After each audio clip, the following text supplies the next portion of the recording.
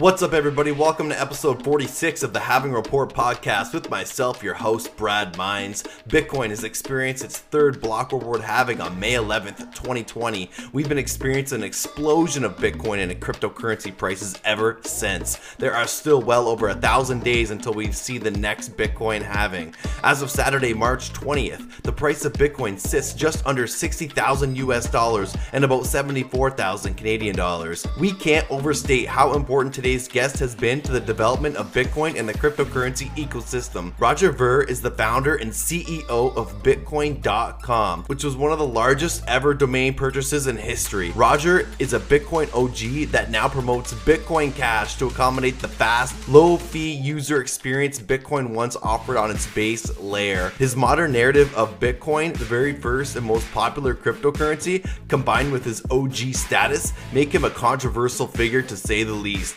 Let's get to the interview. So I was researching you a lot prior to the show, of course, and you've been involved with so many different things. Most notably, you've helped build a crypto ecosystem from the early stages of Bitcoin. So I want to start by asking you, what are some of the things you've done in your life, business and personal, that you're most proud of? The thing I probably had the biggest impact on the world with is seeding the cryptocurrency ecosystem there and helping get things started. I've been involved more than a decade now and helped provide the seed money or helped start companies like BitPay and blockchain.com and bitcoin.com, of course, Kraken and purse.io and a whole bunch of other ones out there, more than I can even count at this point. So it's really amazing. I remember when I was first telling other people about Bitcoin, they were still less than $1. And people back then were really, really skeptical. They're like, well, why would anybody ever use this? But, I knew people were going to start using it as money. And, I had felt the pain of dealing with the PayPals and the banks of the world and what a giant headache it was dealing with those things to do any sort of international or e-commerce stuff. And Bitcoin solved all of those problems. So there was no doubt in my mind that it was going to wind up being really popular all over the world. And here we are today. Cryptocurrency is a worldwide phenomenon. Where everyone's talking about it everywhere from CNN to the local coffee shop. Yeah, so it must be so exciting for you for being in from the very beginning of this time, and what I wish to have crossed paths with you at those $1 times, right? What now you reside in Antigua, if I'm not mistaken now, and I just wanted to ask you, why did you decide to reside there? And is it difficult for residents to make long-term stays there and acquire citizenship? So there's another YouTube channel I'm a big fan of. It's called The Nomad Capitalist, and the slogan they have over there is to go where you're treated best. And I think that's just a fantastic rule to live by, is go anywhere in the world where you're going to be treated the best. And a big chunk of this year I was in Antigua because I was getting treated really well there. They didn't have any lockdowns. The restaurants were open, like life was pretty good. And then a couple of months ago, they kind of locked down the whole country and forced every restaurant to close and everything else. So I'm no longer in Antigua. I'm in a different island nearby where life is fantastic and the restaurants are open and very little, no lockdown at all. You can stay out as late as you want at night if you want to. And so that's a great thing. But Antigua has been good to me as well.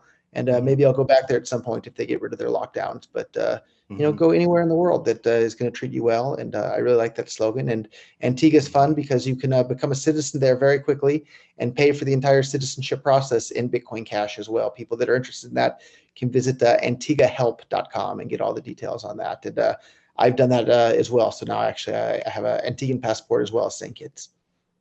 Right. So you can purchase your Antigua citizenship with Bitcoin Cash. How much does that cost? And is there any? Looking at about $125,000 for a single person worth of Bitcoin Cash.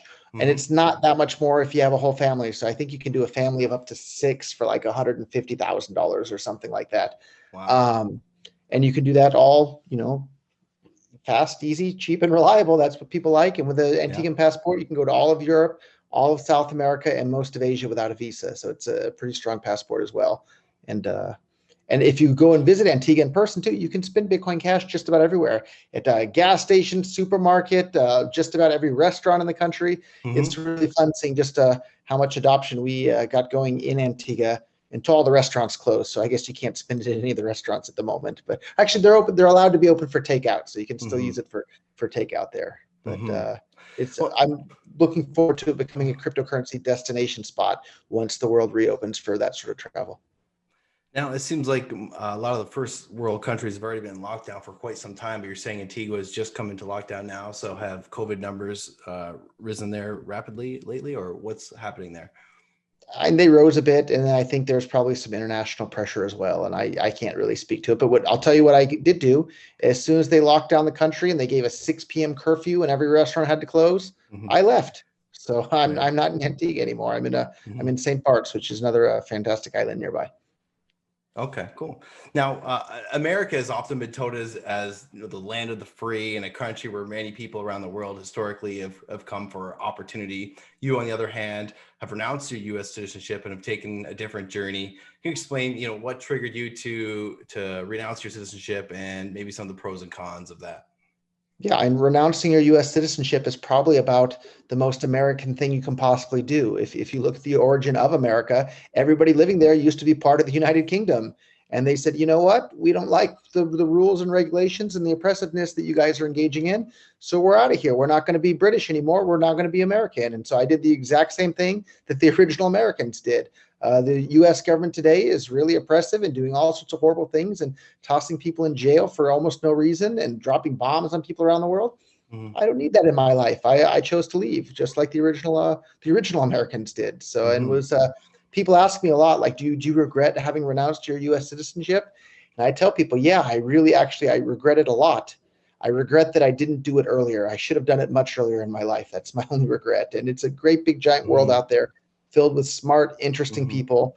And if you go out, you should go out there and meet them and experience a bit because I don't know if you're Canadian yourself. I see you're wearing a Canadian hat there, but You got it. there's more to the world than Canada. There's more to the Hmm. world than the U.S. There's more to the world than wherever you just Hmm. happen to be born by luck of the draw. So go out there and Hmm. see it. Hmm. Certainly, and although I'm wearing a Canada hat, I'm certainly not a nationalist at any point. I'm very much consider myself a global citizen, and I'm, I hope I wish for a world with no borders where people can travel freely. Like, you're a well-traveled person. You obviously have chosen Antigua, but what are some of the most crypto-friendly countries, or other places that kind of spark your interest as well?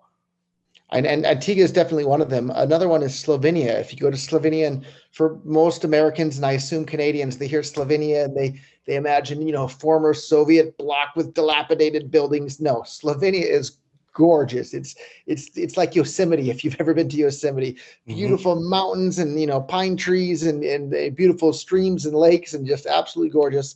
And in the capital there of Ljubljana, there's, I don't know, a couple thousand physical merchants that accept Hmm. cryptocurrencies. You can go to the Hmm. local supermarket. You can go to just about any store, the Burger King there, and you can pay in Bitcoin Cash pretty much everywhere there. And that's Hmm. thanks to a company called GoCrypto.com that, again, I helped provide the seed money for them. But they're really doing a great job making making cryptocurrencies usable as currencies across Europe. And they're centered there in Slovenia, but they have lots of merchants across other countries in Europe as well. So, but they're really doing an amazing job. Hmm. Awesome. Now on my show, it's called the Halving Report. I focus mostly on Bitcoin, but I also talk about other cryptocurrencies and the macro space as well. Just for my new user, or for my new people coming into the space, can you explain the difference between Bitcoin and Bitcoin Cash? Yeah, so I'll certainly rile up a lot of people by saying this, but Bitcoin Hmm. Cash works the way the original Bitcoin did, and then the thing that everybody's calling Bitcoin today, that's 50 something $1,000.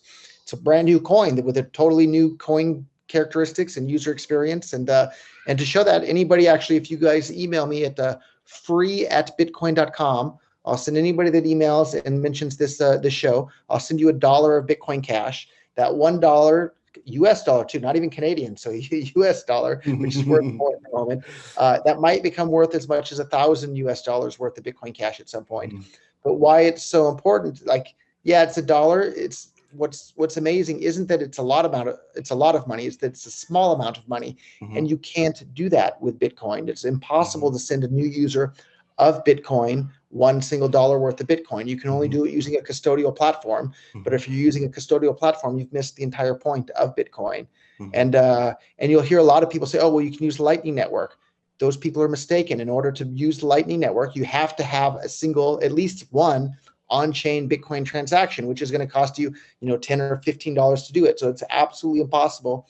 to give a new person to Bitcoin $1 worth of Bitcoin, but you can still do that with Bitcoin Cash. And so from 2011, when I got involved in Bitcoin, up until, I don't know, 2015, 16, 17, when the fees became too high, every single person I would ever meet, I would give them $1 worth of Bitcoin. Today, that's not possible to do, so I'm doing it with Bitcoin Cash today. So if you want your dollar of Bitcoin Cash, email free@bitcoin.com, mention this episode, and I'll send you $1 of Bitcoin Cash. Awesome. I appreciate that. Now, when I think of Satoshi Nakamoto, I don't have a face to a name. When I think of Bitcoin Cash, I think of Roger Ver. Do you see that as a flaw in Bitcoin Cash, and how dependent is Bitcoin Cash on you? So in the old days, people saw the face of Bitcoin as me in 2011, 12, 13, like I was the loudest and one of the only ones out there cheering for Bitcoin. And so you would see me on CNN and Fox News and all these different places promoting Bitcoin. And so to a large extent, the two faces of Bitcoin were myself and Andreas Antonopoulos. Today, Andreas is doing his own thing, and I think he kind of chickened out, to be honest, and decided to say what was popular rather than what was true. And myself, I chose to say what was true rather than what was popular. Bitcoin Cash is an amazing tool to bring more economic freedom to the world.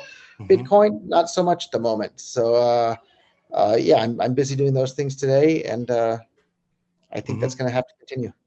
Yeah, no, that's quite interesting. And Andreas, yeah, seems to be very careful about advertising anything outside of Bitcoin and just educating people on Bitcoin. He won't advertise, any type of cold wallet or anything like that. So now you've labeled as Bitcoin Jesus, and ironically, you're an atheist. Do you think you'll ever shake that name, Bitcoin Jesus?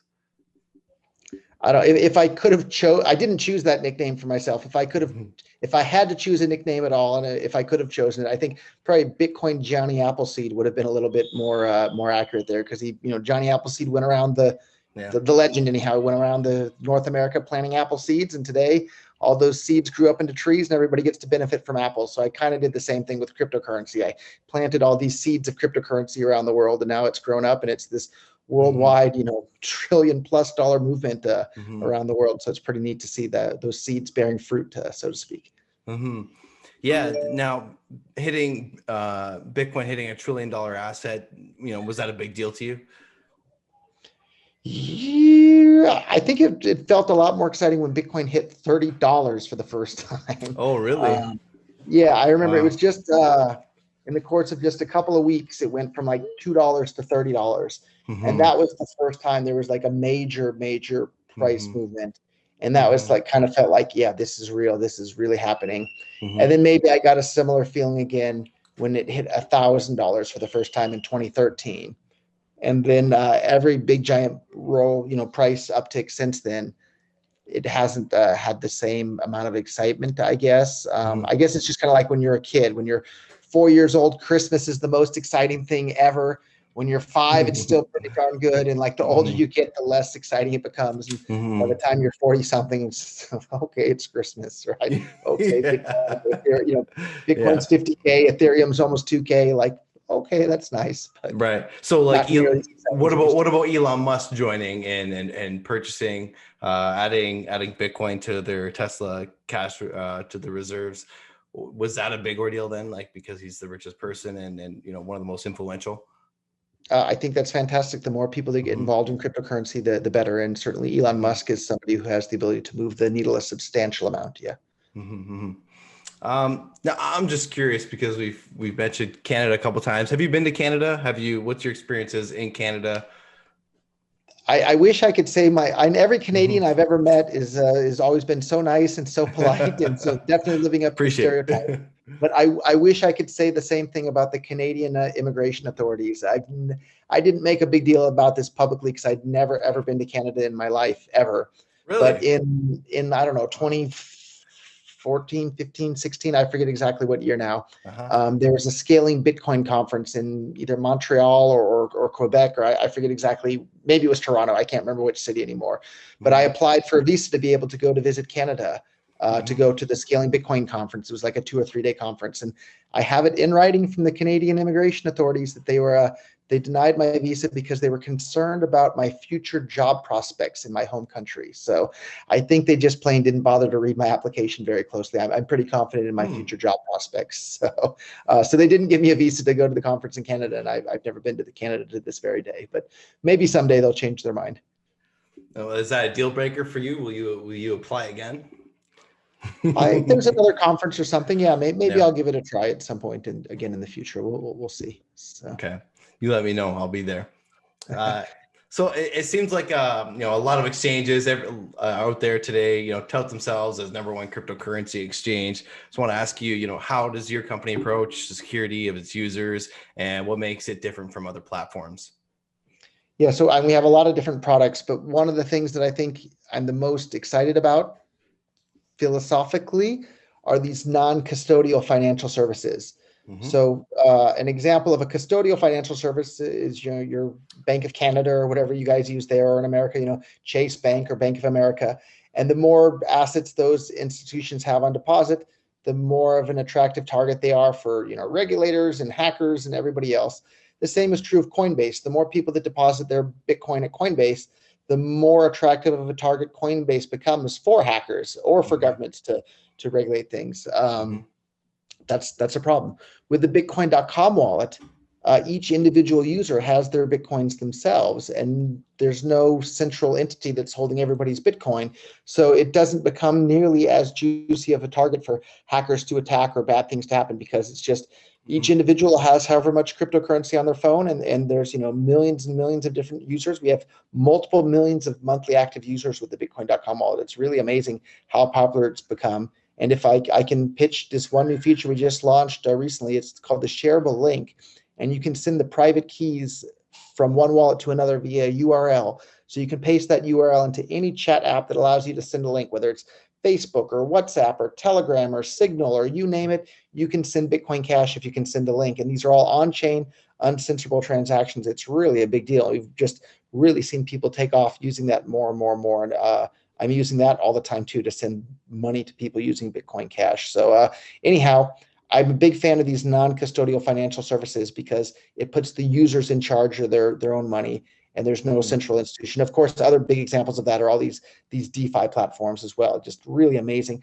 how much traction they're getting, and there's no central authority there running the show, and it's really a fun thing. And so, if I can sidetrack ever so slightly, I remember watching a YouTube video a long time ago of the Free State Project members in New Hampshire, and they were having, I think it was the 420 smoke out or something, and they were doing it publicly in a park, saying marijuana should be legalized.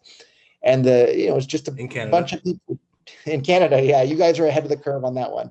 But it was so funny. Like the police showed up one day and they were mad because there were like 100 people there, and maybe a dozen of the people were actually smoking pot, and the others were there just showing their support.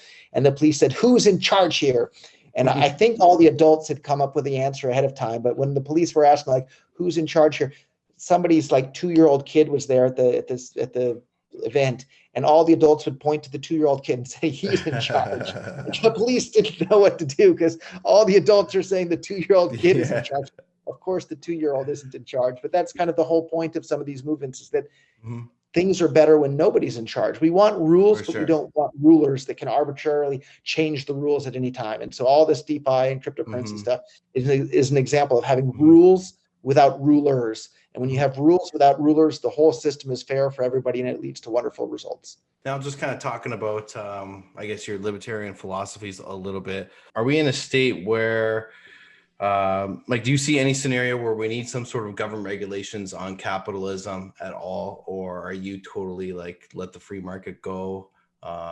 You see some people criticize for unfettered capitalism, whether it be, oil companies polluting or Coca-Cola selling sugar to children. Like, how far do you go in that philosophy, and just maybe trying to help people, maybe novices with that philosophy, understand where you're coming from? Yeah, the philosophy is actually pretty simple. It's that anybody should be allowed to do absolutely anything that's peaceful. And if you're going to be using violence against peaceful people, you're the criminal aggressor, and you need to stop. So you can look at any situation out there and think, okay, is it okay to use violence to stop whatever's going on? It's like, let's say your neighbor is giving their kids Coca-Cola with lots of sugar in it. Would you feel comfortable using violence against your neighbor to prevent them from letting their kids drink Coca-Cola? Probably not. And so if you're not willing to use violence against people to prevent something or to compel something, it shouldn't be a law. And it's like another example of that in the US, there's this thing called Social Security. Would you be willing to force your neighbor to save for their own retirement and threaten them with violence if they don't? Probably not. So why would it be okay when the government does the same thing, especially when they call all the people in government representatives? How can a representative have the ability to do things that those he claims to represent don't have the ability to do themselves? So if you can't force your neighbor to save for his retirement, why can your representative do something that you can't? He's certainly not really a representative at that point. He's your master, and it's just a Orwellian doublespeak to call these people representatives. So to answer your question, let people do anything that's peaceful, and if it's not peaceful, you can use defensive violence to stop it. So and in regards to pollution, that's a pretty clear violation of property rights. So if you own something and someone's polluting on it, I think you should be able to stop them from polluting on it. But that's and if you look around the world, the worst polluters by far are the governments around the world and the militaries. I look at there's a whole bunch of nuclear waste in Nevada and other places, and they're dropping nuclear test bombs, and you can't use the places for forever. The governments are the biggest polluters by far. So if you want to stop pollution, I don't think asking the governments to do it's the right way to achieve your goals. Recently, I've seen Kim Dotcom join the Bitcoin Cash. I don't know how long he's been involved, but maybe you could talk about your relationship with Kim Dotcom and his initiative with Bitcoin Cash now. Yeah, I've had quite a few conversations with him now. It's more his story to tell than mine, but long story short, and I think he'd be just fine with me sharing this, is everybody knows him for his Mega Upload and Mega.com file sharing platforms there, that at one point, I forget the exact number, but I think it accounted for like 6% of global internet traffic of like all bandwidth, which is really, really amazing. And so he was planning to relaunch that on the domain name k.im, right? And he wanted to build it all on top of Bitcoin. And then he was looking into Bitcoin and saw the fees were too high. And then he tried to build it using Lightning Network. And that is just a mess that's perpetually 18 months away.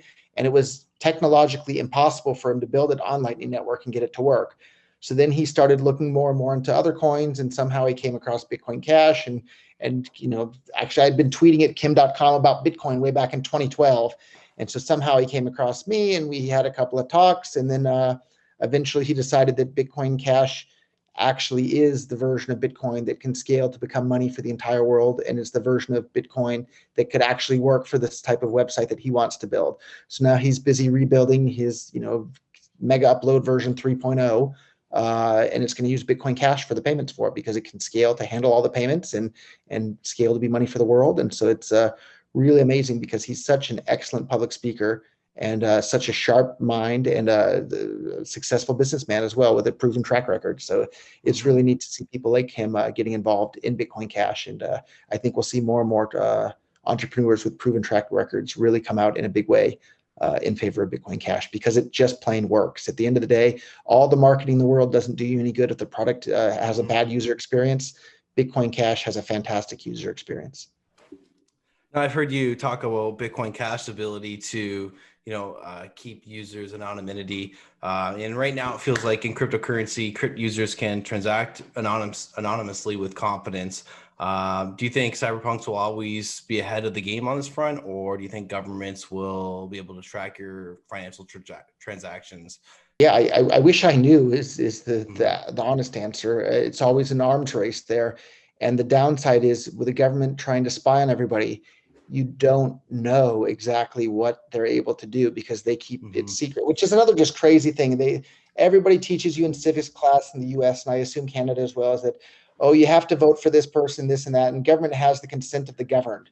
Well, if you look at it, and we saw through Edward Stone, the government's keeping secret all sorts of stuff they're doing. And if they're taking your tax dollars and keeping secret from you what they're doing with it, how can they possibly have your consent? How can they have the consent of the governed if they're keeping secret from everybody what exactly they're doing? And so that's the downside of the privacy, is we don't know exactly how much they're able to spy. And everybody thinks Monero is very, very private, and we hope that it is.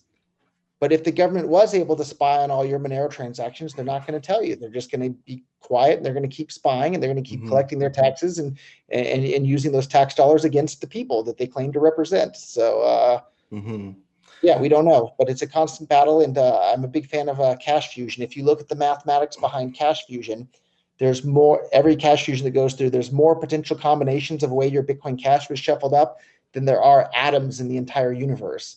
And so breaking the math directly on that seems almost impossible. If they're able to crack that and de-anonymize that, it'll be through some other way. And that's how it usually is. They don't break the encryption directly. They put some backdoor to steal your keys or some sort of other, key logger or screen capture, stuff on there. So it's just a constant battle, and you never know what the spies are able to actually spy on. And you just have to do the best practices you can along the way. And I think I've seen maybe within the last couple of months, there was a bounty to crack the Monero blockchain. I'm not sure. Are you aware of that, or what's happening contemporary? Yeah, I think it was the IRS or some U.S. agency put out, like, I don't know, a $500,000 bounty to crack Monero's privacy. And if I can put on my conspiracy theory hat here, first of all, it's not their money that they're offering. It's money that they either print or they take from other people in the form of taxes. So they don't care, $1 million, $1 billion. It's not their money anyhow, so they can offer as much as they want. But if I wanted to put on my extra devious, government agent hat, let's say that I had cracked Monero and I can spy on every Monero transaction and see what's going on, I would absolutely put a bounty out there. Oh, we want someone to crack Monero for us so we can spy on it. And then all the Monero users would be, yeah, look, they put out a bounty. They can't spy on us at all. We can keep going and doing whatever we want with Monero. When in reality, that was just like a trick that the government used to trick all the Monero users into thinking that their transactions are private, so they can keep spying on them and doing their spying stuff that we know they do, thanks to people like Edward Snowden exposing it. Yeah, no, I'm a big fan of Edward Snowden. Permanent Record was so eye-opening. I love that book. I would love to talk to him one day too. Well, you have to ask. You never know what'll happen if you don't ask. So. I know. Are there any differences between Bitcoin and Bitcoin Cash when it comes to the halving? The halvings are almost identical. The biggest difference in that respect at the moment is the difficulty adjustment algorithm for Bitcoin and Bitcoin Cash is a bit different now. Bitcoin Cash, the difficulty adjusts effectively after every block, whereas with Bitcoin, it's after every, 2012 blocks, or I forget, the 2016 blocks or something like that. And so that's about the only difference at the moment. And maybe one will happen a week or two before the other, but not much major difference other than that. So you see them always being, within sync within a few weeks or months. Yeah, although you never know what's going to happen. In 2011, never in my wildest dreams did I ever think that Bitcoin would technologically be prevented from scaling to be money for the world. That just seemed unimaginable. And so that just shows just how hard the future is to predict. And so you never know what's going to happen. Like, are you talking like right in the first layer of software, or like what? Yeah, so we're already seeing right now today, Bitcoin Cash processes more transactions on chain every day than Bitcoin does. That's already happening right now, which proves that the whole narrative that, Bitcoin can't scale on chain and keep the fees low, that was whether it was an intentional lie or an unintentional lie, it was still a lie, or it was still false. And so the fact that that's already going on Bitcoin Cash today just shows that Bitcoin could have scaled bigger than it is today. There's still room to argue as to exactly how much bigger, but it certainly could have scaled some.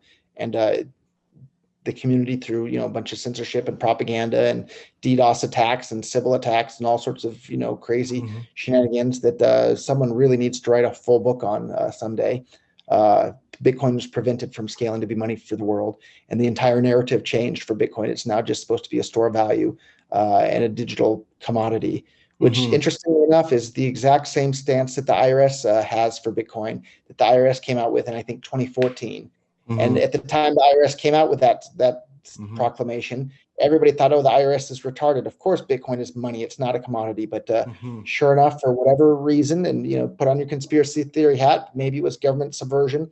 Maybe it was just a bunch of people thought it was actually a good idea. But Bitcoin was subverted away from being peer-to-peer electronic cash for the world into just being a store of value and some sort of digital commodity. And I think that was a real shame, and it delayed the adoption of cryptocurrencies around the world by years and years and years, if not even more. There seems to be a lot of Bitcoin OGs, many of the Bitcoin OGs like yourself, the Winklevoss, Eric Voorhees, that, you guys aren't Bitcoin maximalists at all, but Bitcoin maximalism seems to be so rampant within the community. It's a very loud voice still. Do you agree with that? And why do you think that is? If you look at human nature, people follow the crowd. It's such a peer pressure is so incredibly powerful. And so we saw, I forget the exact date that it took place, maybe in 2015, the biggest discussion platforms for Bitcoin, all of a sudden overnight, they instituted this draconian censorship policy where anybody that said anything in favor of Bitcoin being allowed to be, scaled to be money for the world would have their post deleted and their account banned. And at the time, there was a huge revolt within the Bitcoin community calling for an end to the censorship and for those moderators to step down. But the moderators didn't. They continued to rule with an iron fist. And then what happened is every single person who came to Bitcoin after the censorship had started, they only got to hear one narrative there. And everybody around them was saying one thing. And just like, if you look around the world, everybody that's born into a Christian household, or a Christian country, almost all of them happen to wind up being Christians. If you're born in a Muslim country, almost everybody happens to be Muslim. If you're born, in a Hindu country, you wind up being Hindu. And it's not because Christianity is true or, Islam is true or Hinduism is true. It's just because that's what you heard everybody around you saying. So you believe it too. Just like every little kid believes Santa Claus is real is because everybody around him tells them that. Well, the same was true with the scaling issue in Bitcoin. When you were only allowed to hear everybody around you say one point of view, well, everybody's saying that, I'll believe it too, because that's the only thing that I got to hear, or that's what almost everybody around me was saying. And so that's exactly what went on within Bitcoin and Bitcoin, the whole ecosystem there. So when did that happen and what platform was that on? It was two platforms. It was our Bitcoin on Reddit and then bitcointalk.org. And if you look at the traffic stats from back then, our Bitcoin on Reddit had more traffic, where more people were getting their news and their Bitcoin discussion than every single other Bitcoin website combined. It was a really, really, really big deal. So like today, it's not as big of a deal, but the legacy carried over to all these people that came to Bitcoin after the censorship started. A huge number of them, they think, Bitcoin Cash is a scam. Bitcoin was never supposed to have bigger blocks. If you go back and read the original bitcoin.org from the Wayback Machine and go and read the 2011, 12, 13 version of the website, it was very clear. Bitcoin was intended right there on bitcoin.org to scale with bigger blocks to become money for the world, not some store of value that you're just supposed to hold and never actually use for anything. So Bitcoin, the goal or the purpose clearly was hijacked. And luckily we have the Internet Archive Wayback Machine where people can go and check the historical details there.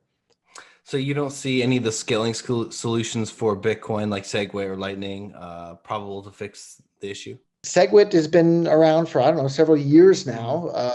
Almost 4 years, coming up on 4 years.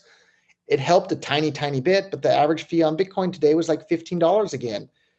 Peer-to-peer electronic cash cannot have a $15 fee. And if Lightning Network was working already, people would be using that. They wouldn't be paying $15 to use Bitcoin. So it's clear that neither of those solved the problem. And what turned out to be Bitcoin's second layer scaling solution were altcoins.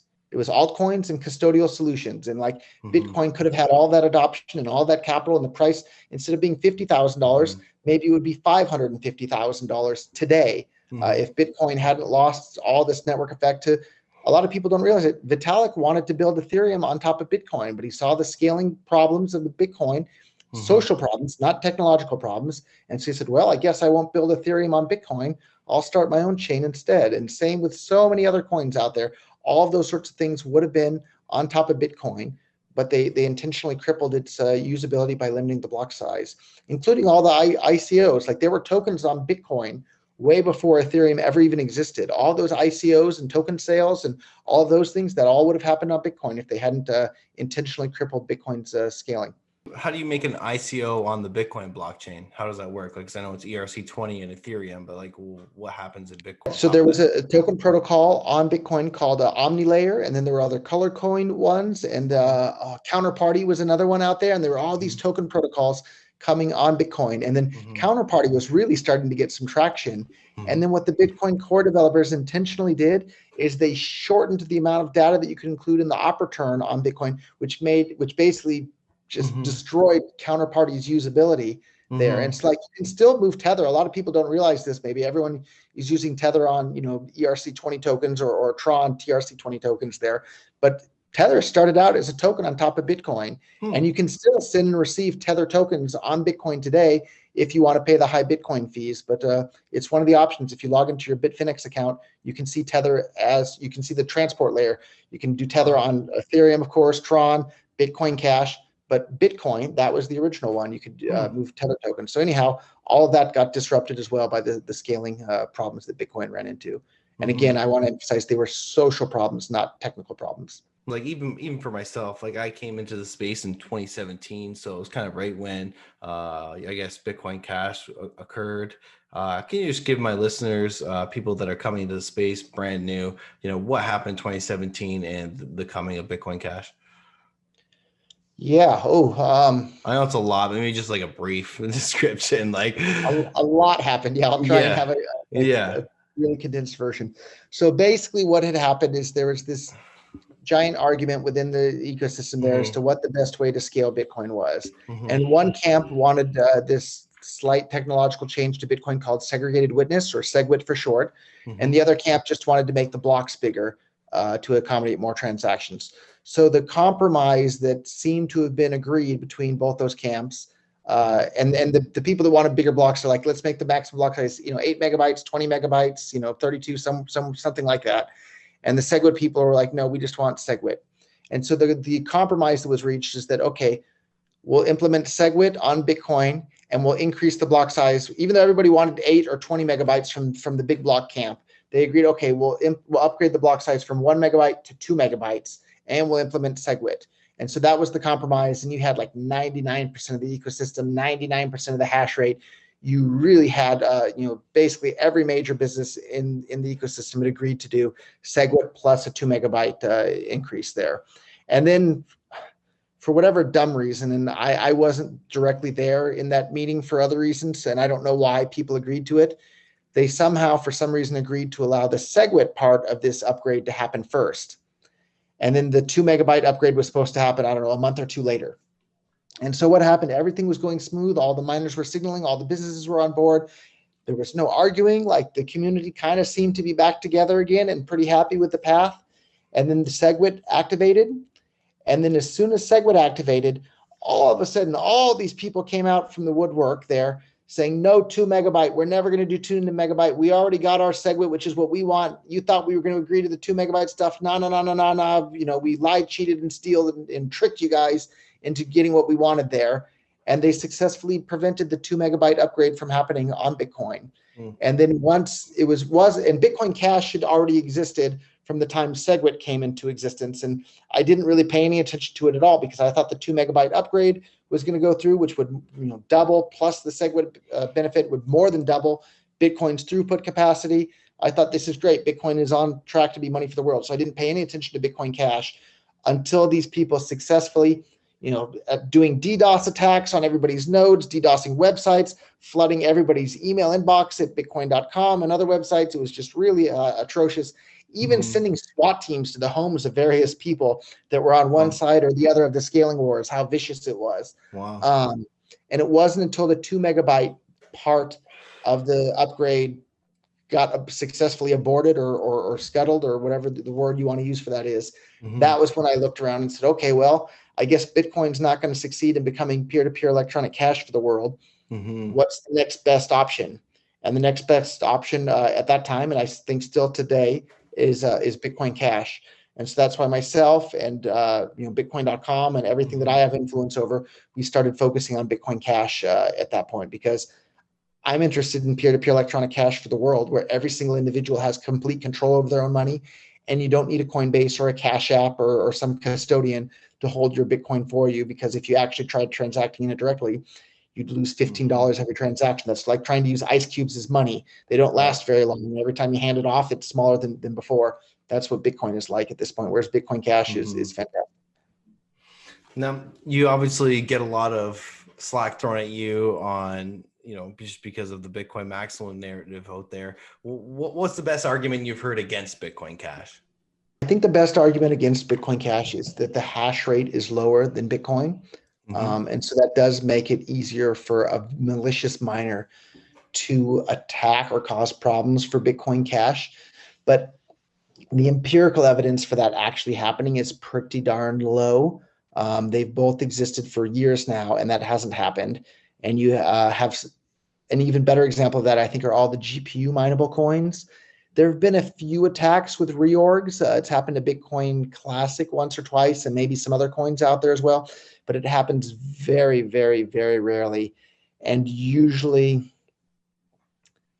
the coins that it does happen to, they don't have the same sort of rolling 10 block checkpoint that Bitcoin Cash has. So even if you're scared of a reorg on Bitcoin Cash, as long as you have 10 confirmations, it's impossible for there ever to be a reorg more than 10 blocks deep. So I don't see it as that big of a problem.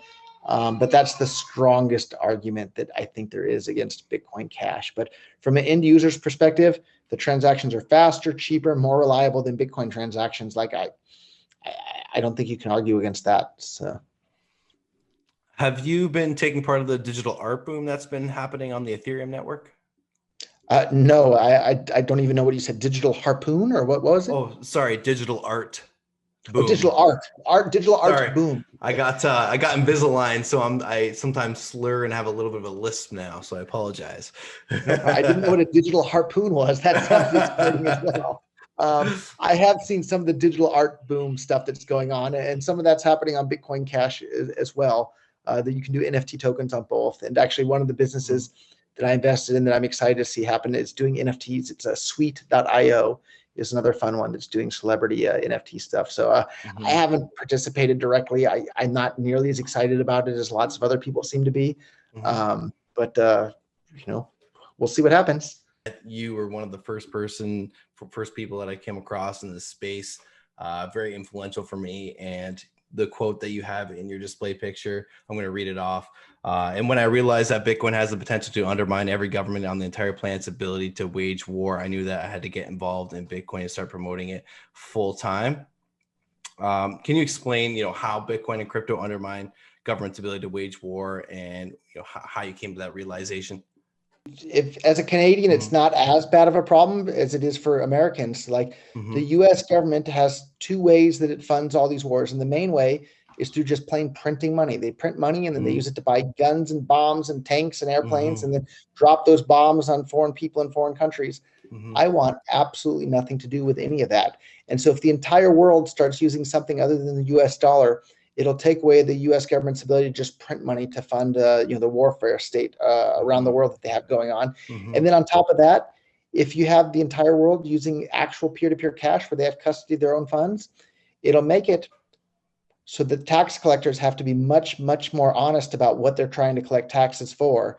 And it'll give people the ability to, even if they wind up going to jail, they still have the ability to say no, that they mathematically, it's impossible to see someone's money if they're using peer-to-peer cash. If they're using a digital store of value and they have to use a custodian to hold it for them, the IRS or any other agency can still come right in there and take all the funds. But if you're using peer-to-peer cash, it makes it so that taxation becomes a lot more voluntary, because people will be able to see exactly where their money is headed towards, and provides a lot more transparency into how government is using those funds.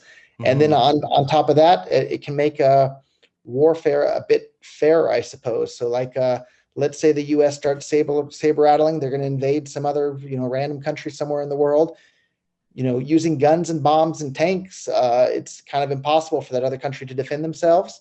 But using a bounty of cryptocurrency, they could put a bounty on the foreign head of state and kind of even up the playing field in that perspective there too, which may make it a bit more of a mutually assured destruction, where maybe it'll be too dangerous for the head of one state to invade another state, because the smaller state can say, okay, well, we don't have $1 billion to, or billions of dollars to build a big military with guns and bombs and tanks, but we can put up a $10 million bounty on the life of the other guy that's threatening to invade us. And I hope that people will only use this defensively. And that would be my, ideal world, is just use this as a defensive tool. But you never know. The world's a crazy place out there with lots of crazy people. But it certainly makes war a lot more dangerous and a lot more costly for the heads of states that want to engage in that. And I think the more dangerous war becomes directly for the heads of state that want to engage in that war, the less likely that war is to take place. So there's a lot of different fronts where cryptocurrency can help reduce the amount of conflict and war in the world. Yeah, no, definitely. And as a younger person coming out of school, I was really against like banks and like how they kind of take advantage of the average person. And so when I heard of Bitcoin, it just spoke to my heart. And your quote kind of like really speaks to me in that regard. Roger, just fast round questions. Do you have a favorite book, or you want to mention one of your favorite books? Yeah, there's so many. I guess I just want to recommend books in general, because Yep. anytime you read any book, it's like you're getting a one-on-one tutoring session from some of the smartest human beings to have ever lived in all of human history. And so what could be better than that? For like $10, you can get a one-on-one tutoring lesson from Yeah. some of the smartest people ever. And so one book that really I really actually like, and I'm thinking of doing some interesting things to promote it, but Economics in One Lesson by Henry Hazlitt is a fantastic book. And another one that, in fact, the quote I thought you were going to read from my Twitter profile, you read the quote from me, but the background and the main thing is a quote from Frederick Bastiat, who was a French economist who wrote a book called The Law, and he wrote several other books that are also fantastic as well, Economic Sophisms, and a couple of others out there. Anyhow, his quote is that it's not from the benevolence of the butcher or baker that we expect our daily bread, but from his regard for his own self-interest. And that's kind of an old-fashioned English way of saying that, like, the local supermarket doesn't care about you. They care about themselves, but because they care about themselves and they're trying to help themselves, they help you and they have all this food available for you to buy. And it's the same with any business anywhere. And so anytime you allow anybody to be able to trade with anybody else, both people are better off after the trade takes place. Otherwise, the trade wouldn't happen. And so the more trade we can enable and facilitate, and the more tools we can build to make it easier for people to trade with each other, the better off every single person on the entire planet becomes because of that trade. And cryptocurrencies are one of the very best tools to help enable that free flow of trade and goods and ideas and capital across the world. So that's another a fantastic book I would recommend is The Law by Frederick Bastiat. You're such a big influential figure in the Bitcoin and crypto space. Are there any figures that you look up to in this space? Yeah, I really have wonderful things and feelings towards Gavin Andreessen and Mike Hearn. And so Gavin was the person that when Satoshi disappeared, he turned over the project to. And today he's one of the people that all these Bitcoin maximalists absolutely demonize and claim like he's some bad guy. But Bitcoin grew and got more adoption percentage-wise across the world when it was under Gavin's stewardship than it's been since it's been under the Bitcoin Core and Blockstream and that group. And so he really did an amazing job. And there's a great quote from him in 2017. He said that Bitcoin Cash is what he started working on in 2010, both a store of value and a medium of exchange. And so I thought that was a really powerful quote from the guy that Satoshi left the project with. So when I talk to people about Bitcoin predictions, often people quote the stock to flow model. Are you familiar with this model, and do you see it as something that's possibly accurate? The stock to flow model with Bitcoin? Yeah. I think it's a figure, but it's not the only figure, right? It's just one data point, and there's a lot of data points out there. And I think I saw some meme floating around yesterday. It was a picture of Bill Gates, and he was reading a book that was called How to Lie with Statistics. And certainly there's some of that can be done too with statistics. Like you can't infer everything from one single data point. Roger, I'm going to thank you for your time. That's it for me. If you have any questions or comments, feel free. If not, I'll let you go. Yeah, and if everybody likes Brad's content here, make sure you like and subscribe and share this video on your own social media, because the YouTube algorithms are crazy, and a lot of times they don't promote really actually good content, and they promote like crazy, crypto scam content stuff. And again, don't forget to email me at free@bitcoin.com, and I'll send you that $1 of Bitcoin Cash. And thank you for the opportunity today, Brad. I appreciate it. We have diamond hands to the moon. That'll be 14 bits. It's just money, bro. You paying for that? I forgot my wallet. Bitcoin Cash. It's just money, bro.